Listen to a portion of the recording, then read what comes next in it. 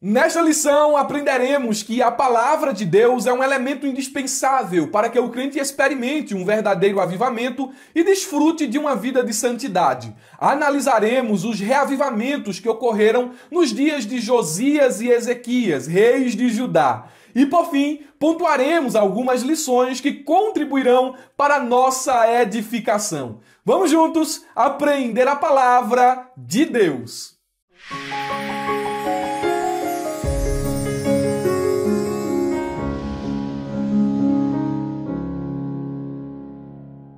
Queridos irmãos, quero cumprimentá-los com a paz do Senhor Jesus. Sou o presbítero e professor Murilo Alencar e estamos dando início a mais uma pré-aula da Escola Bíblica Dominical, onde comentaremos a revista de jovens publicada pela CPAD. Hoje estudaremos a lição de número 4, datada do dia 22 de janeiro de 2023, cujo título é A Santificação e a Palavra de Deus. Antes de expormos aqui cada ponto da lição, tem um recado para você que é assinante, aluno da ferramenta EBD. Utilize todos os recursos exclusivos que disponibilizamos especialmente para você aqui na plataforma da ferramenta. O subsídio, o slide, o material de marketing e divulgação, os fluxogramas para você entender a leitura bíblica em classe. Faça uso dos cursos de capacitação que estão disponíveis aqui na plataforma da ferramenta e saiba que neste ano de 2023 nós subiremos mais cursos para a plataforma da ferramenta e os alunos receberão esses adicionais sem custo algum. A ferramenta EBD é bênção para você. Os irmãos que estão nos assistindo por meio do YouTube, porque primeiro essa aula é postada na plataforma da ferramenta e depois nós subimos ela para o YouTube. Não passe por esse vídeo sem deixar o seu like, sem se inscrever em nosso canal caso ainda não seja inscrito e ativar o sininho para receber as notificações e o material gratuito que postamos aqui no YouTube. Mais importante que isso, só conhecendo a plataforma da ferramenta EBD. Olha, você conhecendo a plataforma da ferramenta, você vai ser grandemente abençoado e também estará nos ajudando. Irmão Murilo, como é que eu conheço a plataforma da ferramenta? O link está na descrição do vídeo. Aqui embaixo, suba um pouquinho aí a sua timeline, no seu celular, no seu tablet, notebook, computador. Suba um pouquinho, vai ter um link azul, clique e conheça a ferramenta EBD. Amém? Vamos para a exposição da nossa lição. Texto principal nos diz: Sucedeu, pois, que, ouvindo o rei as palavras do livro da lei, rasgou as suas vestes. Segundo o livro dos Reis, capítulo 22, versículo de número 11. Essa passagem diz respeito à biografia do rei Josias. E ela está registrada na versão NVT da seguinte maneira: quando o rei ouviu o que estava escrito no livro da lei, rasgou as suas vestes. Josias percebeu que a sua vida estava muito distante da vontade revelada de Deus em sua palavra. E mediante esse esclarecimento, ele foi tomado por um sentimento de contrição. Ele olhou para o que estava escrito e disse: não estamos vivendo de acordo com a vontade de Deus. E ele se enterneceu, ele se entristeceu. E essa tristeza verdadeira do coração de Josias foi externalizada. A versão NTLH lança luz sobre esse texto quando diz: quando ouviu o que o livro da lei dizia, rasgou as suas roupas em sinal de tristeza. Aquilo que estava dentro foi externalizado. O rasgar as vestes é um sinal de arrependimento, é um sinal de lamentação, um sinal de alarme, um sinal de contrição. Deus usou a sua palavra para provocar em Josias convicção de pecado. Até então, ele vivia a sua vida normalmente. Ele era herdeiro de um trono deixado por Manassés e Amon, dois reis maus. Josias estava acostumado com a idolatria, mesmo as escrituras nos dizendo que ele não se envolveu propriamente com deuses estranhos, mas ele vivia como se fosse algo normal. Ele via as práticas idólatras e até então não fazia nada para resolvê-las. Mas quando ouviu a palavra do Senhor, algo dentro dele foi vivificado. Deus usou a sua palavra para reavivar, para despertar o rei Josias. Ele foi tomado por uma convicção de pecados.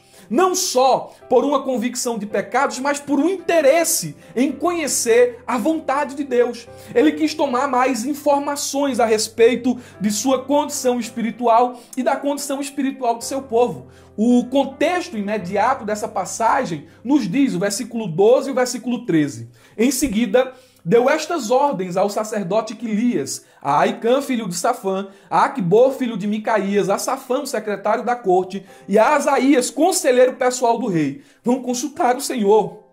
Consultem-no por mim, pelo povo e por todo o Judá. Perguntem a respeito das palavras escritas neste livro que foi encontrado.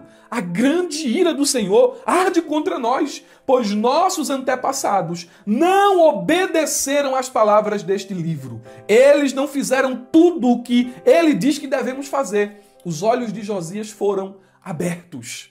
Ele agora estava passando a enxergar o quão terrível é o pecado. E ele orienta os seus ajudantes a consultarem o Senhor por meio da profetisa Hulda. Em terceiro lugar, nós percebemos que Josias ele reagiu muito bem às palavras do livro da lei. Ele se quebrantou, ele foi tomado por uma convicção de pecado, ele buscou conhecer a vontade de Deus e a Bíblia nos diz que ele se humilhou, ele orou e confessou os seus pecados e os pecados do povo diante do Senhor. Olha as palavras de Hulda, direcionadas ao rei Josias. Mas ao rei de Judá, que os enviou para consultar o Senhor, digam o seguinte: assim diz o Senhor, o Deus de Israel, a respeito das palavras que você ouviu, visto que o seu coração se enterneceu. Josias se quebrantou, e esse quebrantamento foi verdadeiro. Deus viu o quebrantamento no coração de Josias e percebeu que não era só emocionalismo, não era remorso. Deus viu que ele estava quebrado por dentro. Aí o texto prossegue dizendo: e você se humilhou diante do Senhor, quando ouviu as ameaças que fiz contra este lugar e contra os seus moradores, que seriam objeto de horror e maldição. Rasgou as suas vestes e chorou diante de mim. Também eu ouvi sua oração, diz o Senhor. Olhe a reação que a palavra de Deus provoca quando é recebida no coração. Josias se arrependeu. Josias primeiro foi tomado por uma convicção de pecado, se arrependeu, buscou conhecer mais a vontade de Deus e agora ele está aqui, orando, está se humilhando, está aos pés do Senhor, buscando restauração. A palavra, ela aviva e a palavra também santifica. O resumo da lição nos diz: todo avivamento verdadeiro é precedido pelo ensino e o cumprimento da palavra de Deus, não por força ou movimentos humanos. Nós não podemos gerar avivamento. O avivamento não é provocado pelo homem, ele não nasce no homem. O avivamento vem do céu. O homem busca o avivamento, mas ele não é o promotor do avivamento. E como buscamos o avivamento? Com arrependimento, contrição, oração, humilhação, jejum. Nós devemos confessar os nossos pecados diante do Senhor e clamar pela sua misericórdia. Se existe o verdadeiro, existe o falso. Avivamento não é simplesmente choro e comoção. Avivamento não é explosão de línguas estranhas. Avivamento não é mudança de liturgia. Dentro de um verdadeiro avivamento, há arrependimento, ação do Espírito, santificação. É uma das marcas visíveis de um avivamento, a santificação, a conversão, a atuação poderosa de Deus. Stephen Olford, renomado evangelista, descreve avivamento como aquela estranha e soberana obra de Deus na qual ele visita o seu próprio povo, restaurando-os e reanimando-os e libertando-os para que eles recebam a plenitude das bênçãos divinas. Um dos elementos que Deus se utiliza para promover avivamento é a sua palavra. Veja o que é que diz os seguintes textos bíblicos. No tempo de Neemias, olha o que aconteceu. Neemias 8, versículo 8 e 9. Eles iam lendo o livro da lei e traduzindo, e davam explicações para que o povo entendesse o que era lido. Quando ouviram a leitura da lei, eles ficaram tão comovidos que começaram a chorar. Quebrantamento. O Espírito estava agindo no coração daquela audiência que ouvia Esdras explicando a lei do Senhor. Os dias de Neemias foram dias marcados por avivamento, que foi gerado pela proclamação da palavra de Deus. O Novo Testamento também nos traz um texto similar. Atos capítulo de número 2, versículo 37 ao 38, nos diz: as palavras partiram o coração dos que ouviam. Quem era que estava pregando? Pedro. Qual era o conteúdo da mensagem? Cristo crucificado. E a multidão perguntou a Pedro e aos apóstolos: irmãos, que devemos fazer? Pedro respondeu, estava todo mundo de coração partido.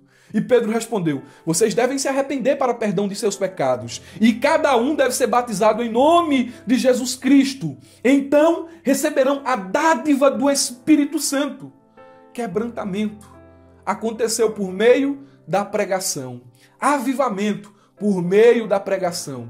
Vida de santidade por meio da proclamação da palavra. A Bíblia vai nos dizer em Hebreus 4:12, que referência maravilhosa.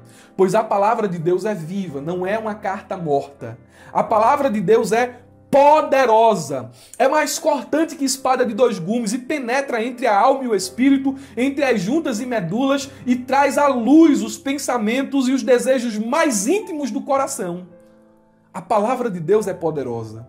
A palavra atua não só avivando, mas também limpando, santificando o homem. O Salmo 119 e o verso 9 nos diz: como pode o jovem purificar o seu caminho ou manter pura a sua conduta?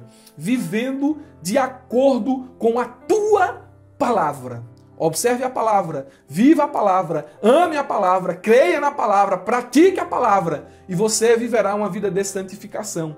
O próprio Jesus nos diz em João 17:17: santifica-os na verdade, a tua palavra é a verdade. Glória a Deus. Temos alguns objetivos que precisamos atingir. O primeiro deles é conscientizar de que todo avivamento é precedido do ensino da palavra. Já temos feito isso aqui e nós faremos aqui mais uma ênfase sobre esse objetivo no tópico de número 1. Segundo, apontar os resultados do retorno à palavra de Deus. Esse objetivo será alcançado no tópico 2. E por fim, destacar que a palavra levou os israelitas a reconhecerem os feitos de Deus por meio da realização da Páscoa. Discorreremos sobre esse assunto no tópico de número 3 e assim então cumpriremos esse terceiro e último objetivo. A introdução da nossa lição nos diz algo bem interessante. Não podemos estudar a respeito da santidade sem considerar a palavra de Deus. Toda vida de santidade não parte da observação de princípios humanos ou da observação de regras, de condutas filosóficas. Uma vida de santidade não é aquela vida vivida seguindo as regras de um monastério, mas é a vida que está pautada sob os ditames da palavra de Deus. Nós precisamos conhecê-la a fim de conhecermos não só o plano da salvação, a revelação progressiva de Deus, mas sobretudo qual é a sua vontade para as nossas vidas. E a lição ela vai falar sobre os avivamentos que aconteceram nos dias de Ezequias e de Josias. O autor, ele vai focar no avivamento que aconteceu nos dias de Josias. Ele vai falar rapidamente sobre a monarquia, o governo de Ezequias. O ponto de número 1, eu quero também só destacar aqui que na introdução, essa referência aqui, 17:5, acredito que esteja errada. A referência correta é 17:17 do Evangelho de João. Tópico de número 1. Todo avivamento é precedido pelo ensino da palavra. Os 2 avivamentos, é o parágrafo de número 1, mais significativos de Israel antes do exílio. E quais são esses 2 avivamentos que o pastor Natalino das Neves evoca aqui nesse subponto de número 1? O primeiro deles é o que aconteceu no período de Ezequias. Ezequias foi filho de Acais. Ele foi o 12º rei dentro da linha sucessória monárquica de Judá, do reino dividido. E ele governou em um período de trevas espirituais. Mas o escritor bíblico nos mostra que Ezequias confiou no Senhor de todo o coração. E essa é uma de suas marcas principais, a confiança em Deus. Isso fica muito claro no segundo livro dos Reis, capítulo de número 18 e o versículo de número 5, que nos diz assim: no Senhor, Deus de Israel, confiou de maneira que depois dele não houve seu semelhante e em todos os reis de Judá, nem entre os que foram antes dele.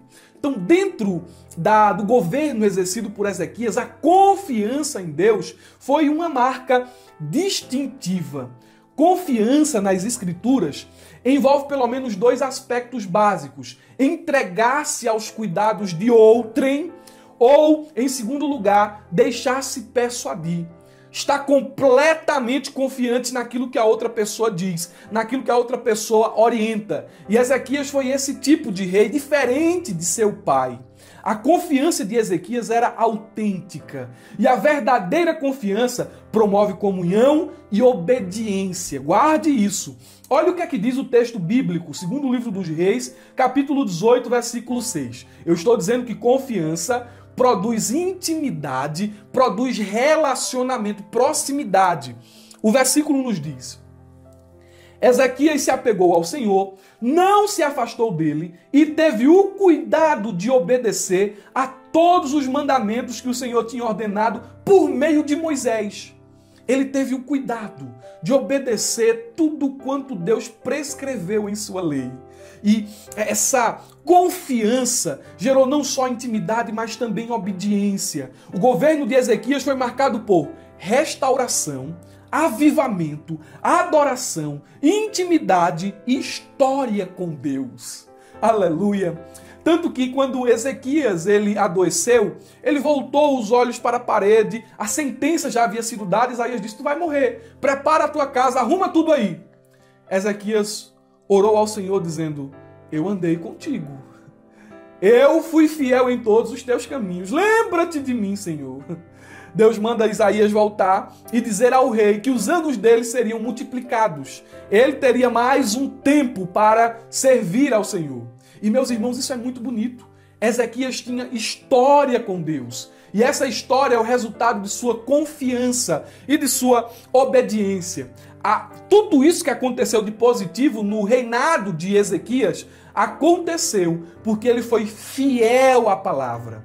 Então, nós podemos aqui evidenciar, nós podemos aqui dar ênfase à palavra como agente na santificação e no avivamento. No entanto, o tempo de Ezequias passou e ele morreu. Manassés, o seu filho, começou a governar em seu lugar.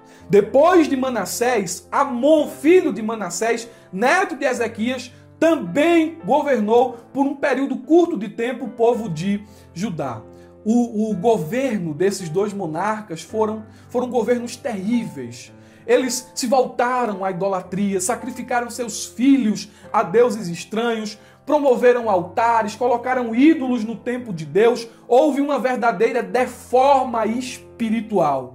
O povo que experimentou um avivamento nos dias de Ezequias agora estava em trevas. E o pastor Natalino das Neves fala sobre o governo de Ezequias e dá um salto de 60 anos para falar sobre a monarquia exercida no período de Josias. Porque entre Ezequias e Josias nós temos dois reis, Manassés e Amon. E somando o governo desses dois reis, nós chegamos a 57 anos. Foram 57 anos de trevas espirituais, de frieza, de mornidão, de abandono da palavra, até que Josias chega ao governo e começa a reger o povo de Israel. A Bíblia nos diz que Josias foi um rei extraordinário. Olhe o que diz a palavra de Deus, segundo o livro dos Reis, capítulo 22, versículo de número 2. Josias fez o que era reto aos olhos do Senhor. Ele andou assim, retinho, pela palavra, pelo prumo de Deus, e andou em todo o caminho de Davi. Ele não tomou como referência Manassés e nem Amon, seu pai. Ele tomou como referência Davi, seu pai. E não se apartou dele, nem para a direita e nem para a esquerda. Olha o que diz o segundo livro dos Reis, capítulo 23, versículo 25. E antes dele não houve rei semelhante que se convertesse. se voltasse ao Senhor com todo o seu coração, com toda a sua alma, com todas as suas forças, conforme toda a lei de Moisés. E depois dele nunca se levantou outro tal. A palavra, ela sempre precede o avivamento. Tudo que aconteceu de positivo no reinado de Josias, assim como nos dias de Ezequias, foi por meio da palavra. Foi porque ele foi obediente à palavra de Deus. Isso fica muito claro nos versículos que nós lemos aqui. O nome Josias significa o Senhor sustenta, o Senhor cura ou sarado pelo Senhor. Ele foi alguém extraordinário no quesito buscar a Deus. E a sua vida tem lições maravilhosíssimas que servem para a nossa edificação e veremos na exposição dos próximos parágrafos. O subponto de número 2, ou parágrafo de número 2, nos diz: a transformação realizada por meio do confronto com a palavra de Deus. Todos aqueles que são confrontados com o Evangelho, que são confrontados com a palavra que esmiuça a penha, com a palavra que quebra o coração duro, com a palavra que é como uma espada cortante, ele é transformado, ele é mudado. Quando a palavra é recebida no solo do nosso coração, e ali ela acha terreno fértil para germinar, ela promove transformação, ela gera frutos. Nos dias de Josias, nesse subponto aqui, o autor relembra um episódio específico. Ele nos diz aqui na lição: durante a reforma, o livro da lei é encontrado pelo sumo sacerdote Quilias e chega às mãos do rei.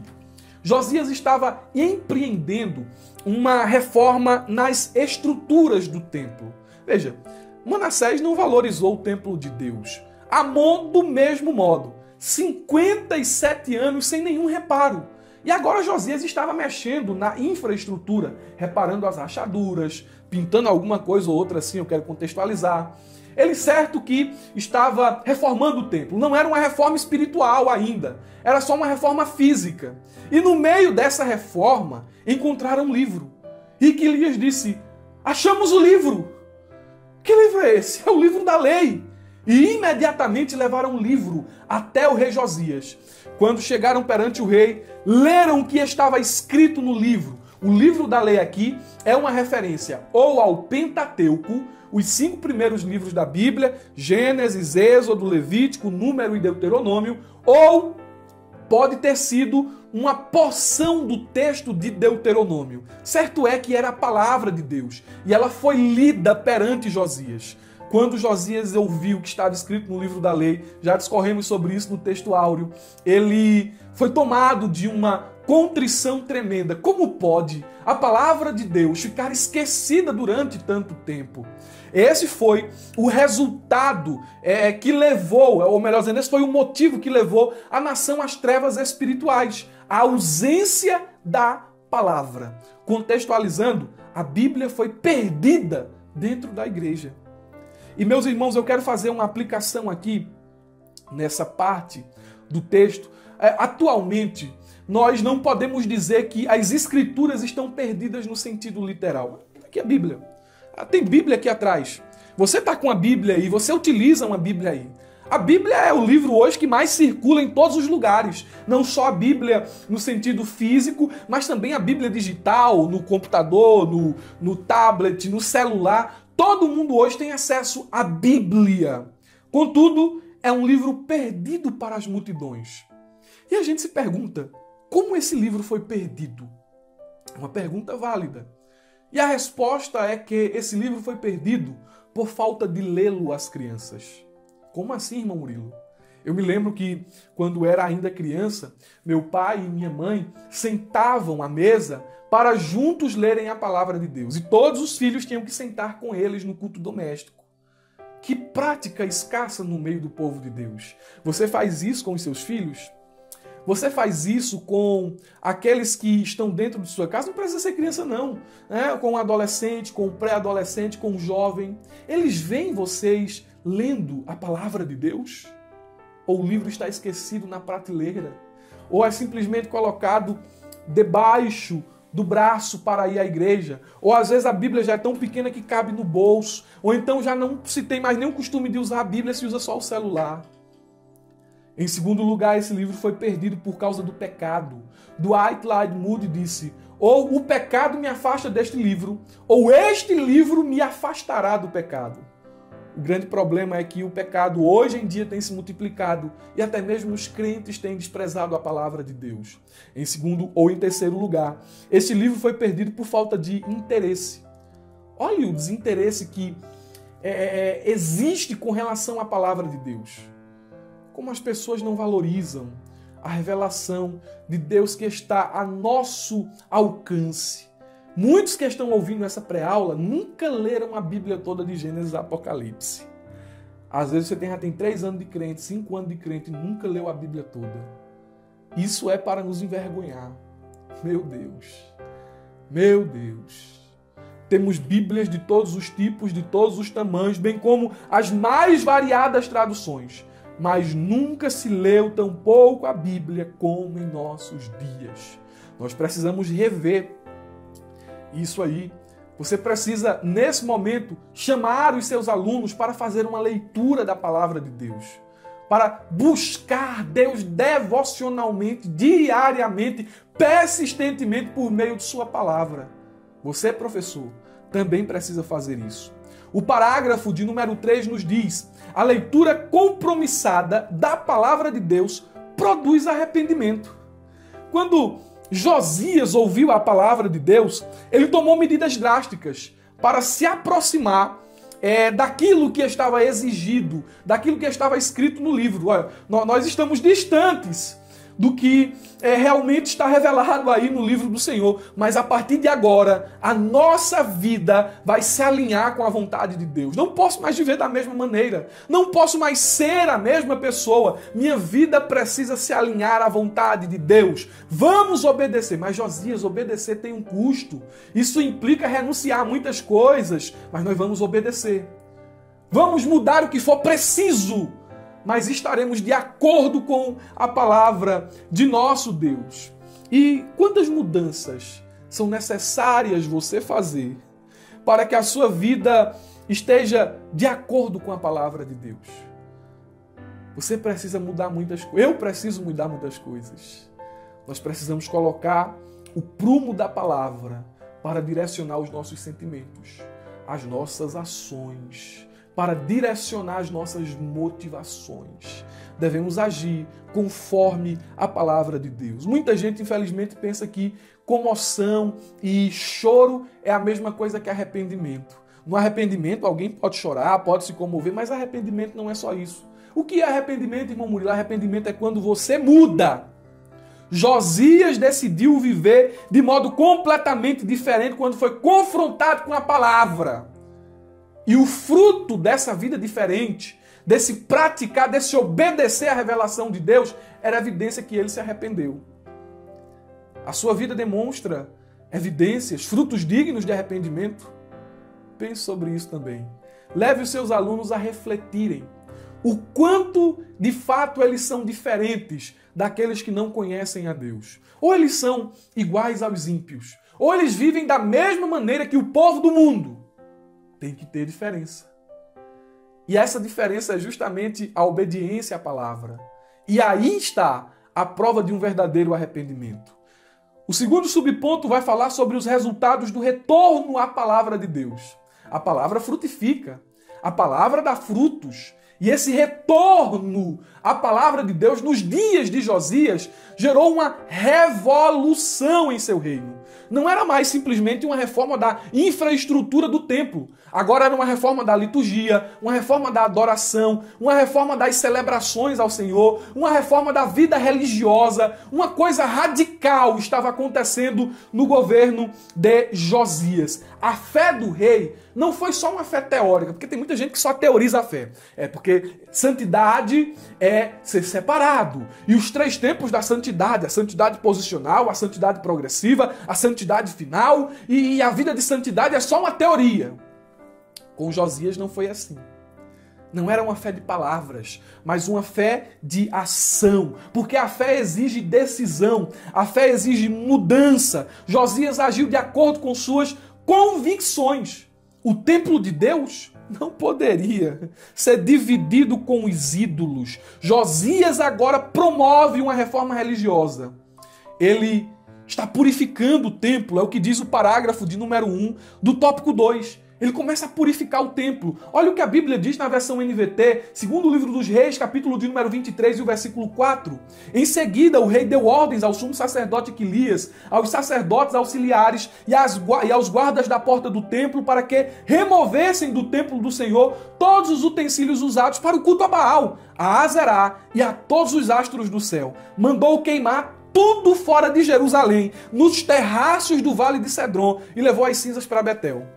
Josias aqui foi radical ao extremo. Não vai guardar nada. Mas Josias, essa peça aqui de Baal é valiosa. Olha, Josias, isso aqui que é dedicado ao culto a Azerá, isso aqui tem valor, Josias. Vamos guardar, vamos vender. Aquilo que você não quer para você, você não dá aos outros. O que foi que Josias fez? Não vai guardar nada. Nada. Queima tudo. Glória a Deus. Porque tem gente, né, que parece que saiu do Egito, mas o Egito não saiu dele. Ele guarda as coisas lá do mundo, até lembranças de eventos pecaminosos. Guarda com carinho. Josias não, vai queimar tudo. Tudo. Vamos purificar o templo. O segundo parágrafo nos diz a eliminação dos elementos que promoviam a idolatria em todo o território nacional. Josias eliminou tudo. Não foi só os ídolos, não foi só a madeira, não foi só o gesso, não foi só os postes ídolos, mas ele destituiu dos cargos, matou, expurgou aqueles que promoviam idolatria. A Bíblia nos diz, capítulo de número 23, versículo 5 do segundo livro dos Reis, retirou do serviço, exonerou os sacerdotes pagãos que os reis de Judá haviam nomeados para oferecer sacrifícios sobre os altares dedicados aos ídolos nas cidades de Judá e nos lugares perto de Jerusalém. Também retirou todos os sacerdotes que ofereciam sacrifícios ao deus Baal, ao sol, à lua, aos planetas e às estrelas. Mas Josias não mexe nesses homens aí não, porque eles foram colocados lá por teu pai e por teu avô. Mas são idólatras, são, então corta. Mas Josias, foi teu pai, foi teu avô quem fez isso. Não, mas não está de acordo com o meu Deus. Não está de acordo com a vontade de meu Senhor. Pode cortar.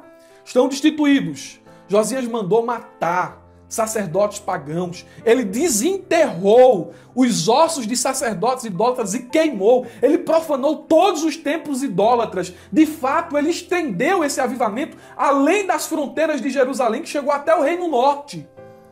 Josias foi radical. Por que Josias foi tão radical assim? Porque o culto aos deuses estranhos levava o povo a cometer pecados terríveis perante a face do Senhor.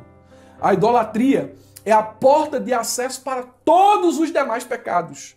O culto a Azerá era realizado com prostituição. Se prostituíam diante das imagens de Azerá. Às vezes até dentro do templo do Senhor. Tinha uma imagem de Azerá lá e o povo se prostituindo dentro do templo perante a imagem de Azerá. O culto a Baal, a Camus, a Moloque, às vezes exigia sacrifício infantil. Eu repito, a idolatria é a porta de acesso para todos os demais pecados. E quando o assunto é pecado, nós devemos ser radical, matar o mal pela raiz. Não podemos correr o risco de perder a nossa salvação, de nos desviarmos de Deus. É melhor perder certas amizades, deixa aí. É melhor perder, às vezes, o emprego. É melhor perder certas oportunidades do que perder a presença. Josias disse, não vamos dividir a terra com esse tipo de gente. Aqui todo mundo tem que ter um só propósito, adorar e servir ao Senhor. O parágrafo de número 3 vai falar sobre o restabelecimento do culto a Deus. Deus, ele não aceita ser cultuado de todo jeito. E isso é muito evidente nas Escrituras. Deus, ele não recebeu a oferta de Caim. Abel e seu irmão foram ofertar ao Senhor. Deus recebeu a oferta de Abel, mas viu algo no coração de Caim que não estava de acordo com a sua vontade e disse, não vou receber a sua oferta. Se você voltar e fizer certo, eu recebo, mas essa eu não recebo. Deus gosta tratando de ser adorado de forma correta, que ele deu instruções a Moisés em todo o livro de Levítico. Ele falou a forma certa de adorá-lo, ele foi detalhista, minucioso com relação a isso. Os profetas, eles enfatizaram essa verdade. Deus não recebe qualquer tipo de oferta, qualquer tipo de culto, qualquer tipo de adoração. Olha o que a Bíblia diz em Isaías 29:13. O Senhor diz: esse povo se aproxima de mim com a boca e me honra com os lábios, mas o seu coração está longe de mim. A adoração que me prestam só é feita de regras ensinadas por homens. Não, eu não recebo não. Não recebo esse tipo de adoração. Amós 5, 21 e 24, Deus vai dizer: eu não vou receber a festa, não vou receber o culto, não vou receber a comunhão, porque vocês fazem isso com um coração ímpio. Eu quero justiça, eu quero retidão. O Novo Testamento também fala sobre isso. Para cultuar a Deus é preciso viver em santidade. É por isso que a palavra é fundamental. Olha o que diz as Escrituras, Romanos 12, 1 e 2. Portanto, irmãos, suplico-lhes que entreguem o seu corpo a Deus por causa de tudo que Ele fez por vocês. Que seja um sacrifício vivo e santo. Santo, do tipo que Deus considera agradável. Essa é a verdadeira forma de adorá-lo. Não imitem o comportamento e os costumes deste mundo, mas deixem que Deus os transforme por meio de uma mudança em seu modo de pensar, a fim de que experimentem a boa, agradável e perfeita vontade de Deus para vocês. Então, está no mundo, está imitando o mundo, está com os recursos e com os meios e com os costumes do mundo, tentando servir e adorar a Deus, ele não vai receber. O sacrifício tem que ser vivo, santo, agradável a Deus, do jeito que Ele gosta. Glória a Deus. Josias santificou o templo, santificou o povo, para só então restabelecer o culto a Deus. Uma vida de santidade é indispensável para se ter uma vida de adoração verdadeira do jeito que agrada o nosso Senhor. O tópico de número 3 vai falar sobre o retorno à adoração por meio da Páscoa. Eu acho isso aqui sensacional, mas precisamos aqui, rapidamente, antes de expormos aqui o objetivo desse tópico, dizer aos irmãos o que é a Páscoa. A Páscoa é uma festa, ou foi uma festa instituída por Deus para Israel na época do Êxodo, a fim de celebrar a noite em que o Senhor Jeová poupou todos os recém-nascidos primogênitos dos israelitas e matou todos os primogênitos dos egípcios. Foi a 10ª praga que Deus enviou ao Egito para quebrar o coração de Faraó. E essa 10ª praga consistia na morte de todos os primogênitos. Porém, Deus orientou o seu povo dizendo que faria distinção. Disse ao seu povo que matasse um cordeiro e o sangue do cordeiro fosse aspergido nos umbrais da porta. Quando o anjo da morte descesse o Egito e visse a marca do sangue, ele passaria por cima da casa. O primogênito daquela casa não morreria. E a Páscoa é isso, passagem, passar por cima. No livro do Êxodo, capítulo 12, versículo 1 ao 28, Deus orientou o seu povo sobre como deveriam realizar a festa da Páscoa. E cada elemento contido ali é carregado de significado. O cordeiro e o seu sangue aspergido na porta aponta para livramento, aponta para perdão, para misericórdia. A luz do Novo Testamento aponta para Cristo. Os pães sem fermento dizem respeito a uma vida sem pecado, a uma vida sem a cultura do Egito. Eles deveriam comer pães sem fermento. As ervas amargosas tinham um sentido de gratidão. O amargor das ervas diz respeito à opressão que sofreram no Egito. Agora não passavam mais de uma lembrança. Eles comeriam as ervas amargosas para lembrar o período triste que passaram no Egito. Mas ao mesmo passo sentiriam aquele amargor com um sentimento de gratidão. O Senhor nos livrou, o Senhor nos libertou com mão forte, nos tirou do Egito, do jugo, da opressão de Faraó. A Páscoa era carregada de significado, pois celebrava os feitos de Deus, a misericórdia de Deus, as ações de Deus em benefício do seu povo. A Páscoa tinha sido esquecida.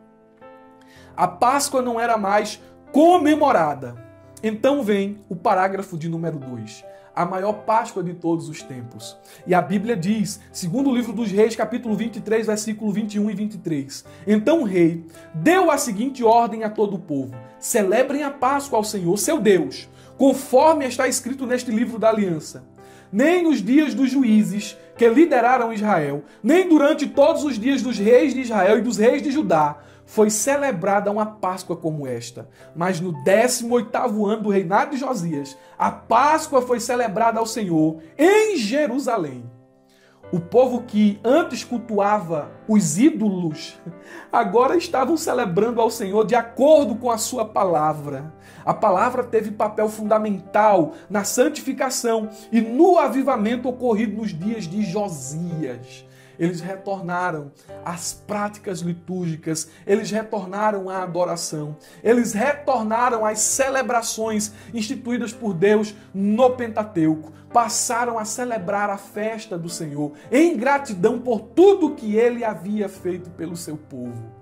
A palavra gera essa transformação. Eram idólatras, mas agora adoravam somente o Senhor. Viviam uma vida de todo jeito, como queriam, mas agora, por meio da palavra, obedecem ao Senhor, andam conforme a sua vontade. A palavra de Deus gera essa transformação, avivamento e santificação.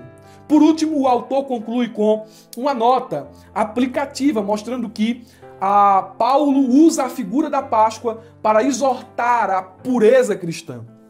Olha o que é que diz o texto de 1 Coríntios, capítulo 5, versículo 7. Lançai fora o fermento para que sejais nova massa, como sois de fato, sem fermento, pois também Cristo, nosso Cordeiro Pascual, foi imolado. Paulo está fazendo uma aplicação da festa de Páscoa ao sacrifício expiatório e redentor de nosso Senhor Jesus Cristo. O que é que Paulo está dizendo aqui? Ele está dizendo que aqueles irmãos convertidos em Cristo eram massa sem fermento.